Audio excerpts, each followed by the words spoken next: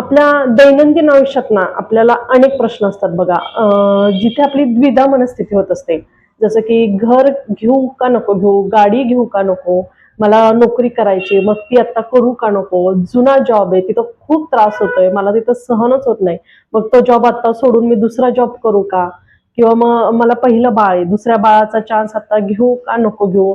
अजून असे बरेचसे प्रश्न असतात. एखाद्याने उसने पैसे मागितले, मग तो माझे पैसे परत देईल का, मग मी त्याला देऊ का नको. असे अनेक प्रश्न असतात जिथे आपली द्विधा मनस्थिती असते, की आपल्याला कळत नाही की तिथं चूक काय, बरोबर काय, किंवा हो किंवा नाही, अशी आपली ज्यावेळेस मनस्थिती असते ना, त्यावेळेस आपल्याला खरंच एका मार्गदर्शनाची गरज असते. आणि प्रत्येक वेळेस आपण दुसऱ्याला विचारूनच नाही ना करू शकत. तिथे आपल्याला कोणाची तरी अशी खंबीर साथ लागते की नाही, की खरंच तिथं आपलं हे बरोबर आहे आणि हेच केलं पाहिजे. तर अशा वेळेस तुम्हाला स्वामी पण मार्ग दाखवतात बघा. मग स्वामींना तुम्ही ह्या प्रश्न कसे विचारायचे, त्यांचं उत्तर कसं मिळायचं, होय किंवा नाही. तर ह्यासाठी मी व्हिडिओ केलाय.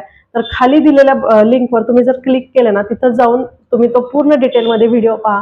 तिथं मी पूर्ण व्हिडिओ केलाय की स्वामींना प्रश्न कसा विचारायचा, स्वामींना कौल कसा लावायचा. तर व्हिडिओ नक्की पहा. श्री स्वामी समर्थ. गणगण गणात बोते. जय गजानन.